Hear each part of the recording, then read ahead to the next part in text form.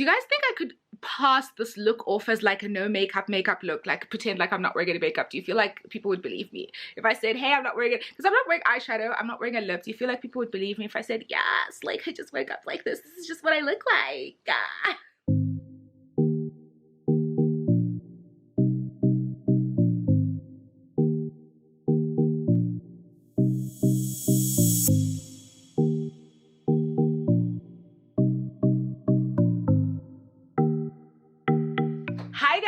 Welcome back to the Pretty Bookish channel, where we talk all things books all the time. My name is Nobukanya, your resident book nerd. Welcome.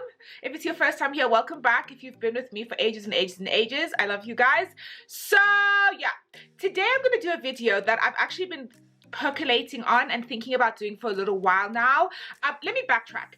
I've been thinking a lot more on my YouTube channel about doing a lot more recommendation style videos, because I typically stick to like wrap-ups and vlogs, like wrap-ups and anticipated releases, possibility piles, and then like vlogs. That's like typically what I do.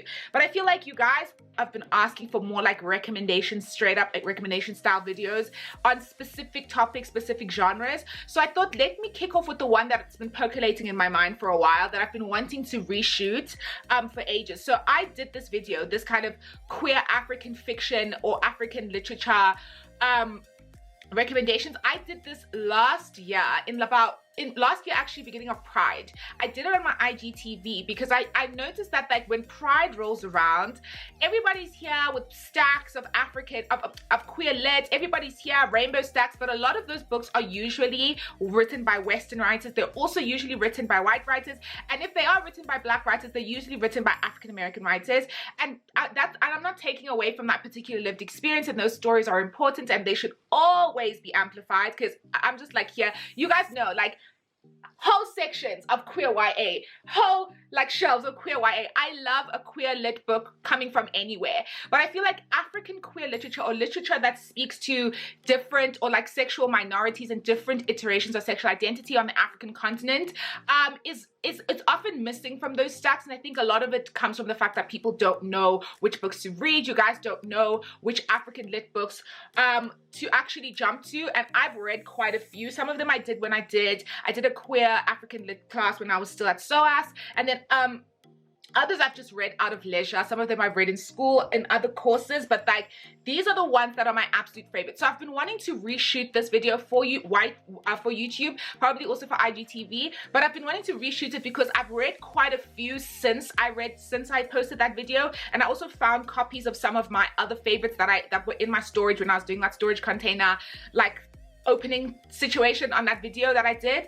So I wanted to just come to you guys and be like, okay, so here are the recs of African queer literature that I feel like are really good if you want to read. I won't go into full detail about each of them. I'll just show you what it is, and then I'll give you a basic understanding of what kind of book it is and like what kind of reader it would appeal to, so that you guys don't get like shocked. You feel like you're reading something with a happy ending, and the next thing you know, everybody's dead at the end, because that happens all the time with queer literature. And like, can we stop doing that, by the way? Anyway, so let me jump straight into my queer African literature recommendation video. Lego. Alright, some light admin before we get started. You guys know the drill. Don't forget to subscribe to my channel. Follow me on Instagram on @PrettyXBookish. Like, comment, follow, share, all that fun stuff. You guys know the drill. So yeah, let's get straight into it. My recommendations of African queer literature. Okay, so African queer literature. So let me preface this by saying that like I'll be using the language of queer, gay, lesbian, LGBTQI+, because that's the language that I'm most familiar with. But a lot of the time when you think about African literature, you need to understand that like that particular language emanates from a very particular history. It emanates from like a very particular Western European, like global North history. African societies and African countries have different language, and different queer communities in the global south and on the continent have different language for articulating expression of different sexual identities and sexual fluidity and stuff like that. So just understand that like when you read these books, sometimes like think about the fact that like in Patsy by Nicole Dennis Benn, she never uses the word lesbian. And I was talking to Nicole once at an event, and she said she did that very particularly because in Jamaica, in the Caribbean, it's not language that is used. People don't just call themselves a lesbian even if they're having a relationship with another woman. So it's that kind of thing to understand that like, yes, I'll be using that language, but it's not necessarily the most appropriate thing at all time. And when you read some of these books, you'll see that they articulate things differently. Although some of them do speak about queer, trans, gay, lesbian, because maybe that's the language that's more familiar to them. So I'm just saying that to say that like these are definitely, in my estimation, books that can be categorized as queer African lit, even if they don't necessarily state it. And some of them, it would be interesting for you to read it and to really think for yourself what constitutes kind of a queer African relationship, right? Or queer relationship in like this kind of space. Right, okay, let's start with actually my favorite book of all time. I spoke about this in my IGTV video, and it is The Quiet Violence of Dreams by Selo K. Selo Dacre. May his soul rest in peace. You can see it's like heavily annotated. I read this when I was doing my honors course, and it was like changed my whole life. I'm obsessed with this book. It is so, actually I need to do a reread. It is one of those books that is just so fantastically well written. It's so complex. The themes covered are so amazing. But this is one of those books as well that like I remember when we were in class, our lecturer was asking us, do you guys think this constitutes queer literature? And the reason for that is because there is an element of transactional sexual relationships, because in this book, what's his name again? I'll tell you now. I think what's his name? Tepo. So Tepo becomes basically an escort, or like a prostitute, I guess is the appropriate word. He becomes a sex worker at some point in the book. And so where he works as well is kind of like, it's in Cape Town, and it's a brothel that is geared towards the sexual tourist, you know, gay sexual tourism, that whole idea of like, there are sexual tourism hubs in the world, especially for queer men. I think Tel Aviv is one, South Africa is one, Cape Town, Thailand is also one. So those kinds of things, Google it. It's really interesting. There's a couple of papers written about it, but he works in that kind of brothel. And so throughout the book, the complexity of thinking about like how transactional queerness and how transactional sexual relationships play into the whole conversation around whether or not someone's sexual identity is actually queer. Also, this book is fucking fantastic. It's phenomenal. It's so well written. K. Selo Dacre is one of South Africa's best writers, and unfortunately he died but he already had published 3 books, so there are 3 books available, but he passed away like a couple of decades, I think like 20 years ago or something, so that's really sad. But yeah, this book I highly recommend. I think you're gonna struggle if you're not in South Africa or Africa to find this book, but let me know if you managed to find it so I can tell other people, because I know a lot of people in the US and Canada were saying they were struggling to find it when I recommended it the first time. Then another book, oh sorry, let me put that there. The other book that I want to talk about in conjunction with this one, because it also has an element of the transactional relationship, is The Nubian Building by Ala Al-Aswani. So this book kind of chronicles this building in Egypt. I think it's in is it in, yeah, it's in Cairo. This building, this apartment building where a bunch of people live, and one of the characters basically it chronicles the lives of the different people in this building. So it's a multi-character, multi-perspective novel. And one of the narrative threads is of a queer man, and the other one of the threads is of a queer man, and then the other thread is of a man he starts sleeping with who is basically doing it to make money. Because this queer man has a lot of money and he's giving him gifts and stuff like that. So I love this book because I think just as an overall book, even outside of the queer narrative, it's such an interesting, I love this idea of taking snapshots into people's lives who live in such close proximity, and the way their lives intersect, and the differences and the similarities, and the way you can live in like the same neighborhood or the same building as people and they're having such different lived experiences. So The Nubian Building is another one that I would recommend if you're looking for African queer literature that's not like that has other elements. So if you want to start yourself off slowly. I think that book is fantastic for a host of other reasons. Then, okay, let's jump into the 2 Queer Africa books. These are short story collections that really just do exactly what they say, which is Queer Africa. So they are edited by, what's his name again? By Karen Martin and Umakosazana Klaba. And so these are 2, so this is the first one, and this is the second one, 2 short story collections with multiple writers. So it's not just these 2 writers, so multiple writers reflecting on their sexuality, their identity, their love, romances, the strives, the happiness, the sadness. So it's basically a short story collection in that, an anthology in that way, where you see a lot of different voices. I personally loved the first one a lot more than I liked the second one. I think the first one hit a lot more, even though it's shorter, and the stories were better in the first one for me. But I think this is also a great way for you to get a handle on different voices on the continent, different writers, but also to read widely. Read quite shallow, quite generally, but to give you a first step. I think short stories for me are a great way to take a first step into any kind of topic, because you really get a wide variety of voices, and you also get snapshots, and then you can choose to read further, because some of these writers have more work. So that's the other one that I would recommend, is the Queer Africa 1 and 2. Okay, so switching gears slightly to my actual favorite book. Like, this is the book that I recommend to everybody. It's my favorite book of my favorite African lit book of life, and it is Under the Udala Trees by Chinelo Okparanta. This book, you can also see it's like heavily annotated. It is everything. If you're looking for a book that explores, it's a sexual relationship between 2 women from childhood, their friendship, the development of that relationship, moving into adulthood. But if you're also looking for a book of like hope, and yes, there's a bit of trauma, there's a lot of like difficult things that happen, but like of hope and a happily ever after and a happy ending, which you rarely get when you're reading queer literature. I would highly recommend Under the Udala Trees. It is literally everything. It's everything. I love this book so much, and the writing is so lyrical, and it's so tender, and it just does such a great job of exploring and also just like locating this relationship within the broader socio-political context of Nigeria during the 1968, the Civil War, the Biafran War. So I think this book is fantastic. So yes, highly recommend Under the Udala Trees. Then what else do we have? Okay, we also have another book that I enjoyed a lot, and it is When We Speak of Nothing by Olumide Papula. It is she's Jamaican. She's a Nigerian writer. So this book, I can't tell you what element of queerness it has, because it actually is a plot twist in the book, but I have to tell you that when you read this book and the twist that comes, and when you get the information, you're just like, oh crap.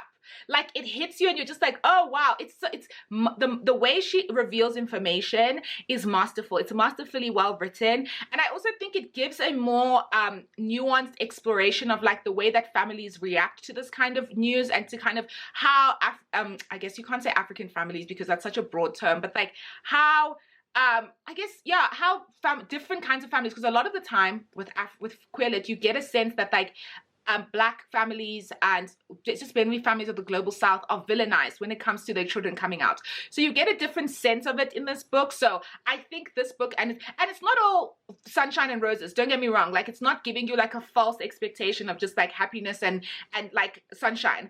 But I think it gives you a more complex, a more nuanced exploration of the topic. And so I think, and also Olumide Papula is such a great writer. Also, guys, Cassava Republic, like, they don't make a mistake. They also published, this is another queer African lit book that I also read this year, which is She Called Me Women, Nigeria's Queer Women Speak. This is a non-fiction book, by the way. So basically these books by Cassava Republic, Cassava Republic is a publisher that comes out of Nigeria. They literally make no mistakes. Like, some of my favorite African lit books are published by them, so definitely check them out. But yes, When We Speak of Nothing is another one that I would recommend.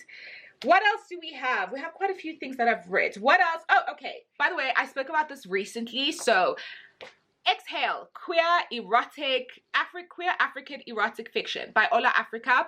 So Exhale is basically like smut, it's queer, it's erotica. If you're looking to read about sex and passion and lust and romance and different kinds of sexual relationships, that's what this book is about. And I think there's something really liberating and something really subversive about focusing on queer joy and queer sex without the trauma, because I think this is what I said when I was reading this book. It's so nice to read a book that centers just queer sexual relationships with none of the trauma, without any like focus on trauma and like outings and family disownments and all the rest of that stuff, which is a reality, don't get me wrong, but it's nice to read a book that just focuses on people banging left, right, and center. Do you know what I mean? Like, so I really enjoyed Ola Africa. I mean, obviously it's an anthology, and you guys know I say this all the time, you'll like some of the stories and you won't like others, but I think overall it's a great collection, so I would recommend that as well. What else do we have?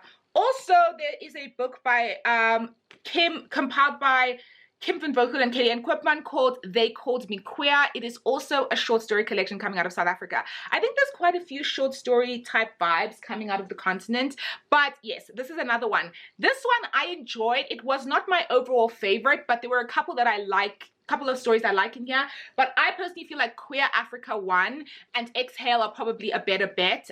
That's just my personal opinion.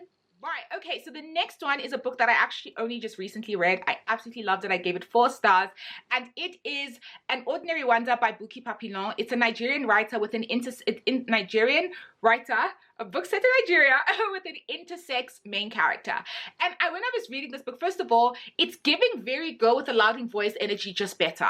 It's giving, I would classify this book more as a YA book because of the main character is so young. And I think with African lit, a lot of the time, because the subject matter and the kind of backdrop and the setting is always so hectic, you're often not sure what to classify as young adult, but I think this is YA. I would think that this is like, it falls more into that like YA, so I would classify that as YA. I just said YA 75 times. Anyway, so An Ordinary Wonder by Buki Papillon, intersex main character. I have never read a book with an intersex main character, and I've read a lot of queer literature, and I think it's one of those elements of your sexual identity that is often not only sexual identity but your gender identity, that's the word I'm looking for, that is often overlooked, right? Because I think a lot of the time the focus is on trans people, right?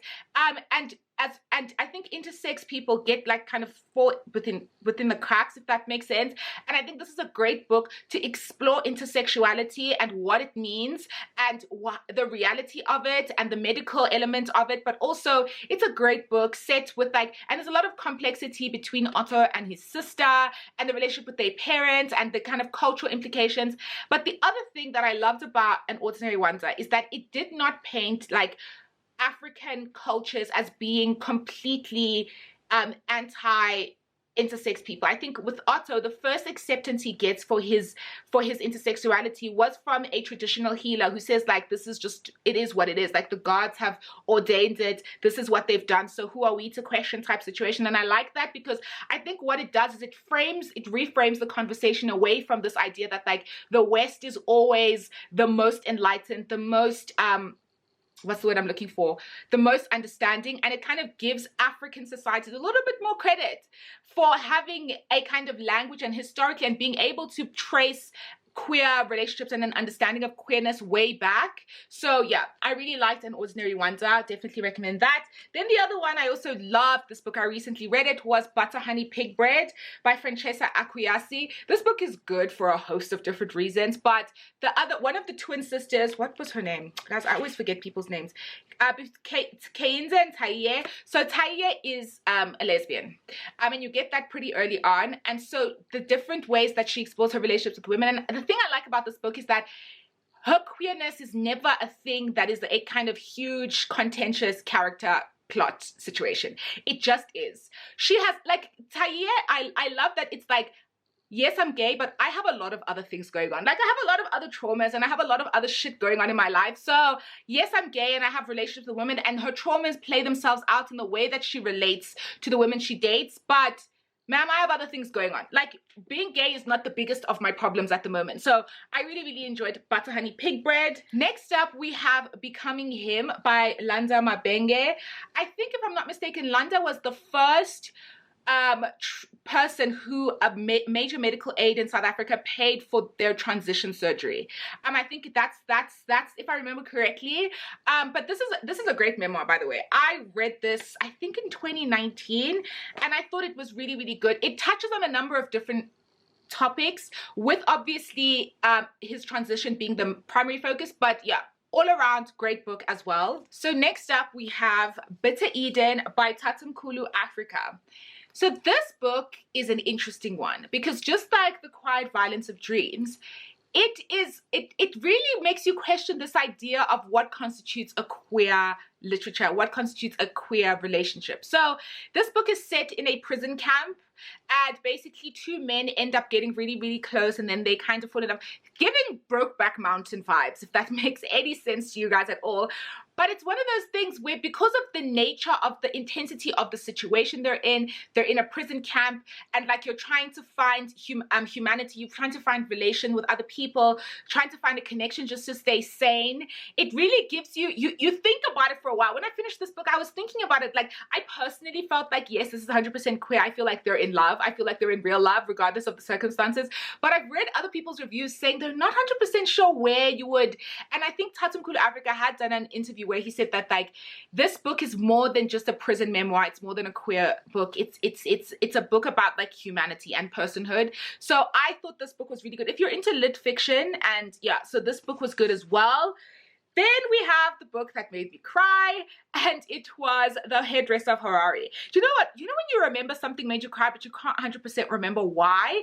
I read this book when I was like in second year. So this has been like 5 years since I read this book. I can't for the life of me remember what the thing was that made me cry. I know what the plot is of this book, but I can't tell you because it's a spoiler, and it's a part of the narrative, so I can't tell you what happens exactly. But I think this book was really good. If you're looking for fiction it's a gay character. What's his name? What's his name again? Dumi. Oh, okay, I can tell you that Dumi ends up in a relationship with a woman. I think they end up getting married, and then there's a bit of because Dumi is big time gay. So that's that situation, and I think it's actually really representative of a number of different people's experiences, especially on the continent, when you have to try and pass, and you basically like sleeping with women and stuff like that. So, and the kind of harm it causes, not only to you as the gay person, but also to the women and to the men that you are dating when your sexuality doesn't like really want them, when you actually don't want them like that. So I really, really like that one as well. Then we have Speak No Evil by Uzodinwa Awela. The author who wrote Beasts of No Nation. So you know that book was really, really hectic. Here's the thing with this book. I hated the ending. This book made me angry. Like, I was fuming at the end of this book, and I'm not going to tell you why. I know why, but definitely read this book, and then DM me and let me know if you were also absolutely livid when you finished this book, because I was fuming at the way that it ended. Okay, and then lastly, I want to talk about a book that I actually just finished yesterday, and it is War Girls by Tochi Onyebuchi. So War Girls, other than the fact that it's a fantastic science fiction fantasy book that's set in Nigeria, in the future, science fiction future, Lord, girl, you're English, in the future, but also rooted in the history of the Biafran War. The relationships between the female characters in this book, it's the question of love, the blurring of the lines between sisterhood, between camaraderie, between your people being your aces and your road dogs, basically, and being your sisters in arms, and that transitioning that line into like love, into romantic love, and how easy it is to blur that line. And don't get me wrong, there's not a lot of romance in this book. You get like 2 or 3 scenes, or 3 or 4 scenes where you actually get a sense of that. But there's an undercurrent of a thread for me that I picked up in this book, so I thought I'd just mention it. And this book is just fantastic, by the way. Like, if you're looking for African fantasy, science fiction, this one is good. It's giving Poppy War vibes. A lot of people being killed. It's very sad. But yeah, this is another one that I would recommend. Okay, guys, so that is it. These are all the African queer lit recs that I have for you today. These ones are all the books that I absolutely loved, and I feel like you guys are gonna love them as well. So yeah, give them a read. Let me know in the DMs and the comments what you think, whether you enjoyed them, if you've read any of them. Let's talk about them. I really liked all of these, and I feel like if you want to get started on reading more diverse queer literature, more African-centered queer literature, this is definitely the place to start. So I hope you enjoyed this video. Don't forget to subscribe to my channel. Follow me on Instagram on @prettyxbookish. Like, comment, follow, share, all that fun stuff. You guys know the drill. So yeah, thank you so much for watching. I hope you guys have a good day. Bye.